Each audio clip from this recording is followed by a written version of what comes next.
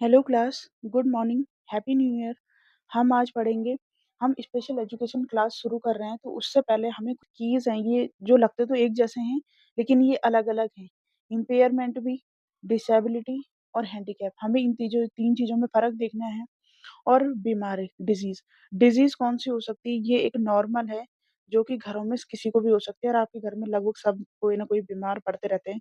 जुकाम, खाँसी, fever, typhoid, पेचिस हो गया और ट्यूबरक्लोसिस हो गया, कोई-सी भी हो सकती है, शॉर्ट भी हो सकती है, लॉन्ग भी हो सकती है और एक एक समय बाद ये क्या आ जाती है, कंट्रोल में आ जाती है और क्या होता है, ठीक भी हो जाती है।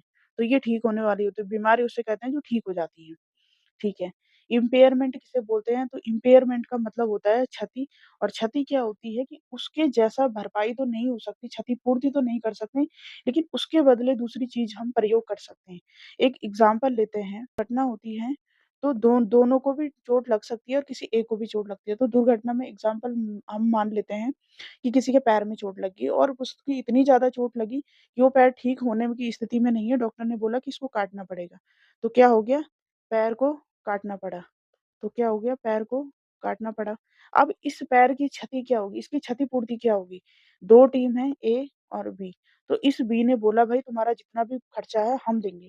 तो इसने कंपनसेशन तो दे दिया, लेकिन जैसा था वैसा तो नहीं दिया। तो कंपनसेशन में इसने क्या बोला कि तुम्हारा पैर का हुआ है, तो हम क्या करेंगे, तुम्हें आर्टिफ़िशियल लेग लगाने के लिए पैसे दे देंगे, जो भी है। तो इसका क्षतिपूर्ति किससे हुई? इसकी क्षतिपूर्ति हुई कृत्रिम अंग से। तो क्या लग गया? इसमें कृत्रिम अंग लग गया। तो ये क्या हुआ? ये इम्पेयरमेंट हो गया। उसका क्या हुआ? इम्पेयरमेंट हो गया। अब अक्षमता किसे बोलते हैं? एबिलिटी क्या होती है? एबिलिटी होती है योग्यता। और जब हम डिसेबिलिटी की बात करते हैं, तो उस काम को करने की अयोग्यता। तो जो काम वो पहले करता था, उस काम को करने की अयोग्यता। तो अयोग्यता किसमें आएगी?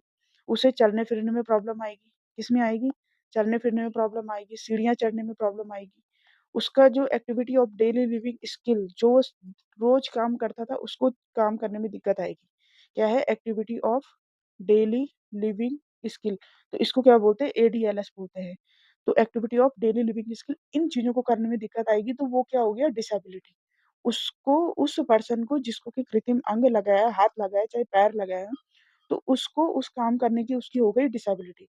वही अगर उसको बैठे-बिठाए कोई काम दिया गया, तो तब उस काम को करने में वो डिसेबल्ड नहीं है। अगर इसको बोला जाए कि तुझे खाना पकाना है, तो वो बैठ के खाना पका सकता है।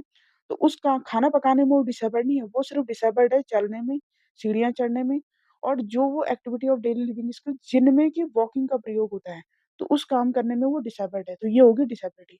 अब है हैंडीकैप क्या है? तो हैंडीकैप का मतलब होता है बाधा। बाधा का मतलब होता है कि सीमित होना। क्या होता है? सीमित होना। तो वो अपने कार्यात्मक जो उसकी क्षमता थी, उसमें वो सीमित हो गया। तो जब वो सीमित हो गया, तो क्या-क्या कार्य में सीमित हो सकता है?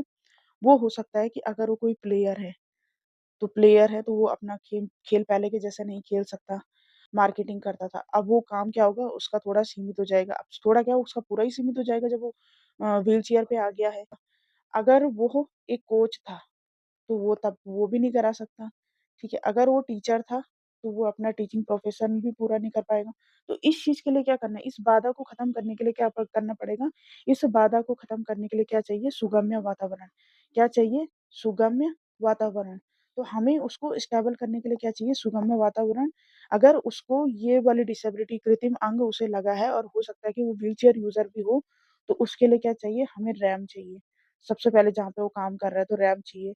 दूसरा चीज़ क्या हो सकता है? रैंप की जगह लिफ्ट हो सकता है, कि लिफ्ट का यूज़ किया जाए, ठीक है? एस्केलेटर एस्केलेटर है, तो एस्केलेटर में साइड में पकड़ने के लिए होना चाहिए। के लिए क्या क्या आयोजित किया जाता है? पैरा ओलंपिक किए जाते हैं।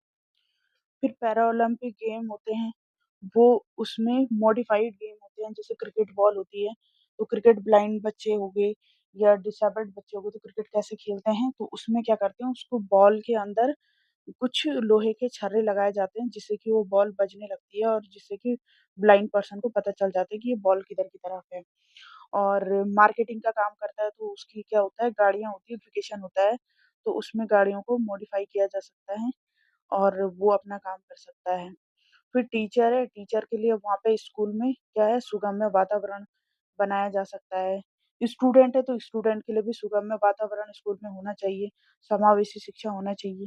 तो ये हमने डिफाइन करे कि बीमारी क्या चीज़ होती है, क्षति क्या चीज़ होती है क्षति क्या चीज़ होती है, इम्पेयरमेंट, डिसेबिलिटी किसे बोलते हैं और हैंडीकैप किसे बोलते हैं। आई होप कि आपको यहाँ पर जहाँ तक समझने में कोई प्रॉब्लम नहीं होगी। अगर किसी को कोई डाउट हो तो प्लीज़ कमेंट करके बताइएगा। Thank you so much.